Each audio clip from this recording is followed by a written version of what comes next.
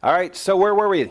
Where we leave off? If you remember where we left off last week, we're walking through the different things that I went through with God before he would let me open Spirit Chapel.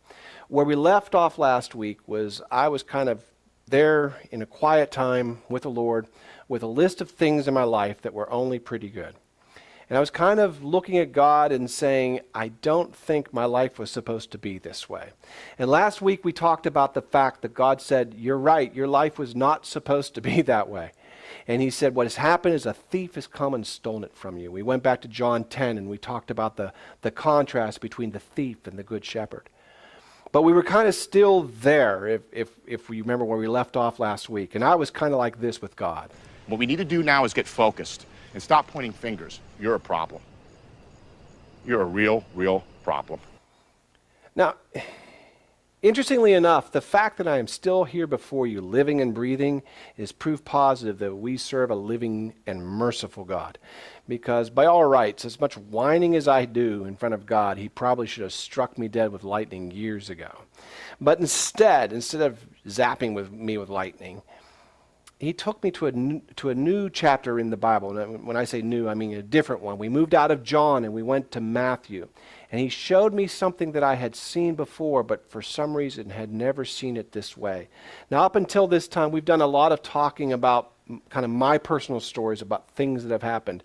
But I'm going to change gears a little bit, and I'm going to tell a story that Jesus told. Now, of course, when Jesus tells a story, we call them parables. And because they have a deeper meaning, I think everybody knows what a parable is. It's a metaphor. I get it. It's a metaphor.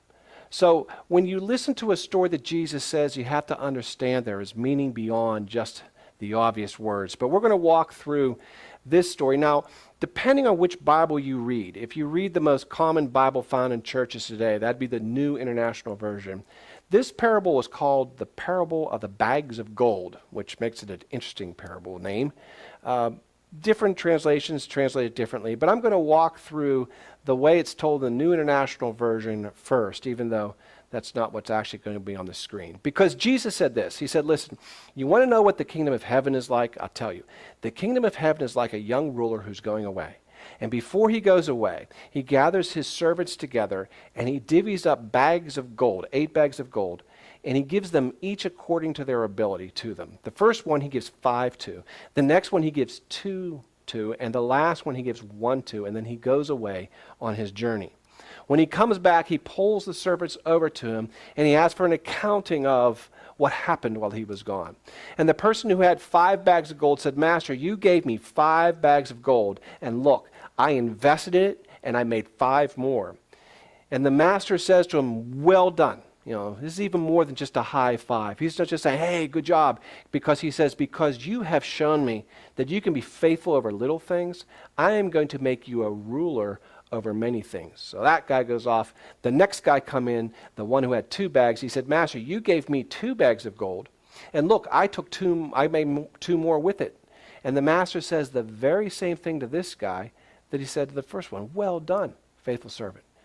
You have been faithful over a few things. I am going to make you ruler over many things. And he goes off. And then, of course, there's one in every crowd. The last servant comes in. And he has a completely different take on this. He says, look, I did nothing with the gold you gave me.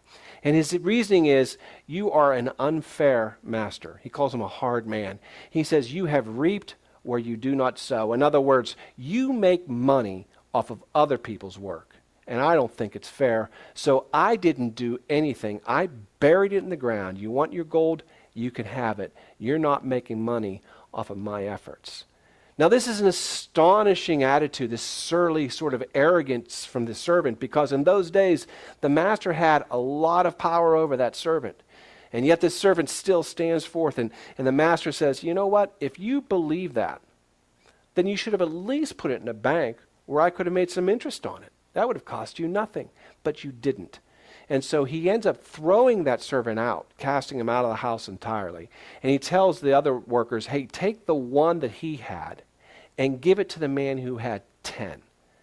And I don't know about you, but this always seemed a little bit un-Jesus-like to me, because we have this idea of Jesus as being fair, But Jesus was not the first communist, depending on what other people may say, because what he's actually saying is, the one who has the most, give this to him, which is interesting, and we will come back to that a little bit later. But this is the story that's told. But if you look at it, and you look at the words that are on the screen, Jesus did not use the term bags of gold. That's simply the way the New International Version, which is a paraphrase, translated it. No, the word Jesus uses here is talent. And this is just weird, because that's not at all what we see talent as. Talent is not money. Talent in our world, of course, is ability. It's a gift of some sort. If you're a talented musician, that means you're very gifted, or a talented athlete. That's how we see talent, but not in Jesus' day. And as we start unwrapping this, the very first thing they would teach you in any kind of biblical course is, well, you go back to the original Greek and you look at it. And so when you look at the original Greek and you kind of do a study of the time, you'd find out that a talent is actually not a bag of gold. A talent is a weight, which that doesn't make sense. But see, what happened was, in Jesus' day, you had all these little tiny kingdoms, and they had to trade with each other. But there was no Federal Reserve Board or International Commerce Department. So when you had a coin, the coin was worth exactly the amount of precious metal that was in it. The problem was that different kings had different ideas of how big a gold coin should be. So you have some very large gold coins and some small ones, maybe with a hole cut out so they could put a rope through it or something. And this was a problem for the international traders. Because you can imagine if I said it's going to be $5 gold, and I'm expecting you to pull this out of your pocket, instead you give me this little thing that looks like a gold dime, right? And so that's a problem. And in order to solve that, there was no way they're going to get the kings to agree on what size coin to use. So what they did was they came up with a weighting system. And it's a very bizarre weight, by the way, when you look it up historically. It was a chunk of a talent is what it became known as, and it was actually based on silver. So they would take this chunk of talent originally, with the silver or whatever it was made out of, and they put it on the left side of the scale, and they said, this is a talent. And you'd have to keep putting silver coins on the right side of the scale until it got even. And then it was fair. And that's what they used. And this system became known for everything. The Bible actually lists it, depending on your translation, 30 different times, or a little bit over 30 times. It shows up in the Old Testament and the New. And every other time in the Bible, when they use the word talent, it is modifying something of value. Like in Exodus, 100 talents of silver, or 20 talents of gold, 100 talents of silver. Once it even modifies, I thought this was interesting, wheat, like 625,000 talents of wheat. So it can be used to measure anything, but it was a weighting system. The interesting thing is Jesus uses the word talent exactly twice. And both times he uses them in parables. And both times, Jesus, master storyteller, the inventor of all language, dropped off what it modified. It's not a talent of gold, with apologies to the translators of the NIV. It's not a talent of silver. It's simply talent. And when I went there and I started doing this study, I started to ask the question, why? Why would Jesus not use the word talent the way it is used every place else in the Bible? You keep using the word. I don't think it means what you think it means. And it brought me to this. What if it were deliberate? What if Jesus knew exactly what he was doing and exactly what the word talent would come to mean? And what if it would be okay if I read this story with today's translation of the word talent? Now, I don't typically do that. I always try to read things in context. But as God took me there, as I was complaining about my mediocre life, I felt he was leading me to do just that. So when you reread this and you substitute the word gold for talent, the whole story kind of takes on a brand new meaning. Now, we all know that when Jesus, you have to remember, of course, that Jesus is always using a parable. So remember, it's a metaphor. So let's go back and reread this now. He said, to one he gave 5 talents, the other 2, to the other one only 1, each according to his own ability. Now that's interesting. Remember, we're going to use the word talent literally here, or our literal meaning. If Jesus is giving talents according to their ability, and Jesus is giving a talent, where did their ability come from? See, talent and ability, we often use interchangeably, but according to what I'm reading in Scripture here, it's not the same thing. So each one is given talent according to the ability, and then he goes on a journey, and then it says this, the one who had received the 5 talents went and traded with them and made another 5 talents. Okay, traded with them, invested with them. But if you look at the Greek word for this, and again, remember, Jesus is choosing his words carefully, it is not usually translated traded with. It's usually translated worked with. Now think about that in context of talent. The one who had received 5 talents went out and worked with them and made another 5 talents. That kind of changes things a little bit. At least it does for me. So, and I'm taking a look at that and say, wait a minute, talent, and you go out and work with it and make 5 more talents. Now remember, Jesus is going to be coming back because he's clearly in a metaphor of this parable. He's the master going away and coming back. And we're the servants. And he's saying, I'm giving you talents, I'm going away, I'm coming back. But what happens then? He judges them based on how much they worked with them and multiplied them. And I don't know about you, but that kind of is different than the way I view Jesus and Christianity and talents in general. He's saying, look, I'm going away and I'm giving you talents according to your ability. And when I come back, I'm going to judge you based on how well you have handled that. And when I say judge, I don't necessarily mean heaven-hell judgment. But remember, the reward that was given to the servants was, he said, because you've shown me that you're faithful over a few things, I'm going to make you a ruler over many things. That's the promise. If you are faithful to the talents that I give you and you work with them and multiply them, I am going to make you a ruler over many things. And when I was looking at that, I thought, wow, how have I been doing with my talents? When was the last time I really worked on my talents? And the funny thing was, as this kind of ended, this whole lesson, if you will, that God gave me about the parable of the talents, I sat back and I instantly remembered something that I had written on my tablet when I was in grade school. And it's this: talent is a gift wrapped in hard work. Now that's not biblical, but I remember being so struck with that, for some reason it seemed significant to me, that I wrote it on my tablet in school. And so I thought, I have known this since about 3rd grade. And yet somehow I lost it along the way. Because now I went back and I took a look at my list. And I thought, my list is not just talents anymore, like things I do, but they're talents that God entrusted with me. Now, the other thing interesting is that Jesus doesn't judge his servants based on their ability. The guy who brought in 5 extra talents and the guy who brought in 2 extra talents are treated exactly the same way by Jesus. He doesn't care about what their ability was. He cares about their talents. Why? Because your abilities are somewhat your abilities. They're innate, and there's really not much you can do. You cannot increase an ability. You know, if you're a bird, you have the ability to fly. My dog does not have the ability to fly. He wishes he did. He tries to, but he can't fly. It's not an ability he has. Now, if you're a fast runner, you could hone your ability and reach the full potential of your ability. Listen to the words we use even to describe this stuff. So we could make our abilities the best they can be, but we cannot increase them. But according to the Bible, that's not true of talent. In fact, Jesus says that we're to multiply our talents. It's not just increase, multiply, which means there is no effective end to where you can go with your talents. And this is what Jesus is saying. If you work with your talents and you show me you're faithful with a few things, when I come back, I'm going to give you many things. And remember how the parable ends. He says, take that one off of that ungrateful, bad, wicked, lazy servant and give it to the guy who had 10. See, he had a lot because he was faithful. And God said, give him more. If you show you've been faithful, I'm going to give you more. That's God's economy. So now I'm back at my list, and I'm looking at it, and I'm saying, okay, here's my pretty good list of all the different things I told God I was pretty good at.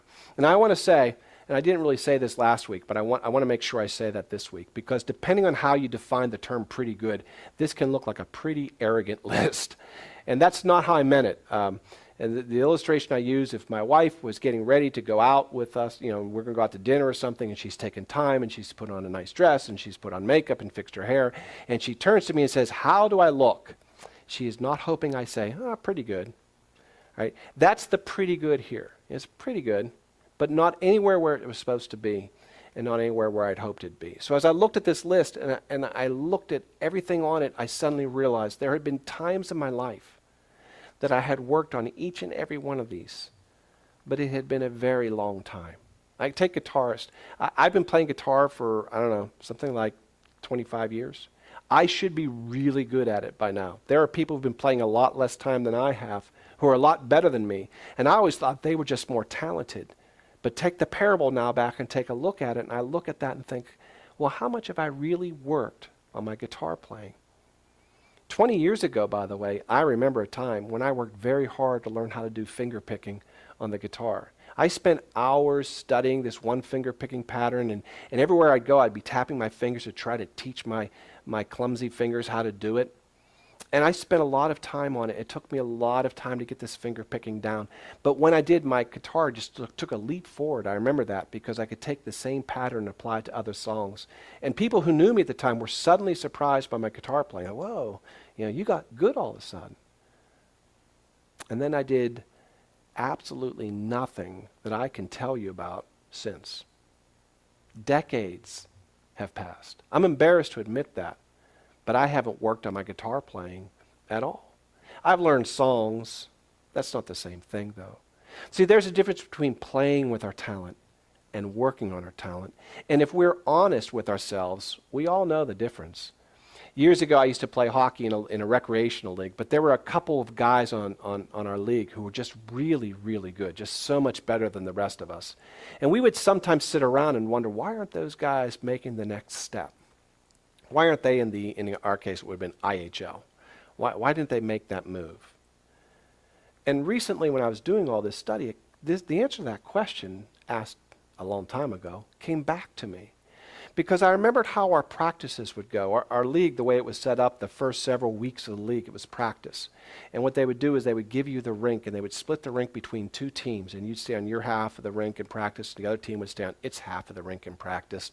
But the way it always went, every week, was we'd get there, we'd run shooting drills for maybe 5-10 minutes. Then our captain would go to their captain and say, "Hey, do you guys want to scrimmage?" And they'd say, "Yep." And we put 2 lines on, the rest on the bench, and we would just scrimmage for the rest of the time. And it was fun. You work up a good sweat, you'd go home, and people would, in the locker room, remember, good practice today, good practice. We weren't practicing at all. We were playing, and there's a difference. Now, can you get better by scrimmaging? Sure, you can. But you know what? You can also get worse because you develop bad habits and sometimes it gets worse. But there is a difference between playing and working. Every year Sidney Crosby talks about how he takes the weakest part of his game and in the off season he works on making it better. He's an immensely talented player, but he works on his talent. And as I was looking at this, I was thinking, when was the last time I worked at anything on my list? And the answer was, I didn't know. And I was looking at that, and as this kind of realization sunk into me, and as I was thinking about what Jesus said in Matthew about how the faithful servants worked on their talents and multiplied them, and how I had looked at this list and done nothing with it, I realized that my life had been overtaken by the momentum of mediocrity, not because my Heavenly Father hadn't given me the talents, but because I had been lazy. Now that's a hard truth to bear. That's a hard truth to look at. But when you're face to face with God, you face those all the time. And as I looked at this list, I also realized if I'm going to be better, I'm going to have to invest a lot of time. And I simply don't have enough time in my day anymore to work on all of these. So I said, God, I'm going to need help here. Which one should I start first? And God said, you need to start with the one that's not on your list. You see, Mark, you're a pretty good Christian. That wasn't an easy truth to hear either. But I didn't disagree with him. In fact, I probably would have characterized myself as pretty good. And I said, God, the problem isn't that I'm not willing to be better or I don't want to be better. It's just I have been saved a long time, since third grade. And I grew up in the church. So when it comes to the church, I've done it all. I mean, if it's something that's hit the church, I have seen the movie, read the book, and I own the t-shirt. I mean, I've done it all. I have retreated. I have charged. I have gone on boot camps. I have done missions, home studies, Bible studies, home groups, life groups. I have done everything you could name. And I said, Lord, after everything, after decades of doing this and trying this is as good as I've come up with. It's not that I'm not willing to be better. I just don't know how to be better. And God said, it's okay, because I do. And I have a list. And the really good news, Mark, is we started working on this list about 6 months ago. In fact, the only reason I was having that quiet time with the Lord that day was because we were already working on the list. Now, I know whenever I say list, people say, well, what is the list? And I'm going to share it with you all next week. But before I do, I want everybody to know this is my list. God is a personal God. He meets with you on a personal level. And my list may not be your list. But I promise you, He has a list for you. It's going to require work on your part. But if you want to get out of the momentum of mediocrity, if you want to reverse that, if you want to start stealing your life back from the thief who stole it from you, the secret is that God gave you talents, and your life feels unhappy now because you haven't been working on them and making them better. I promise you, if you multiply the talents that God has given you, you will suddenly find yourself happier and more content than you have ever been in your life. But it will require work. Now, that's not something we preach very much in the Christian church in America. In fact, again, I grew up in this Christian church. It's almost anti-preached in our church. In fact, I grew up believing works was bad. Work is a 4-letter word to Christians. Because we all know that you can't be saved by works. And if you try to save yourself by work, oh, that's legalism. Oh, that's bad. Oh, that's wrong. You shouldn't do that. It has to be grace and it has to be faith, and that's all there is to it. But what it's done is it's led us to create some kind of a Christianity that looks like this. God saved me, and now I'm just going to sit here and try not to sin until heaven comes. But that's not the God of the New Testament. That's not what Jesus taught. It is true that there's nothing you can do for salvation. You cannot earn salvation, and that's why Jesus said, that's why I came to give it to you. You can't earn it. But Jesus never said, sit back and wait for heaven. Christianity was always supposed to be a blue-collar religion. Our Savior is a blue-collar Savior. He always meant for us to do work, because by doing the work, we become part of God's miracle. We become part of God's kingdom. And that's when we reverse the happiness scale. Instead of sliding into an unhappiness, we actually start feeling better about ourselves and more fulfilled. It will take work. The only question is, are you willing to do it? I promise you it's worth the effort. Next week, we're going to talk about the list, and we're going to pray that God gives you one too. But I would like everybody, please, to pray with me now.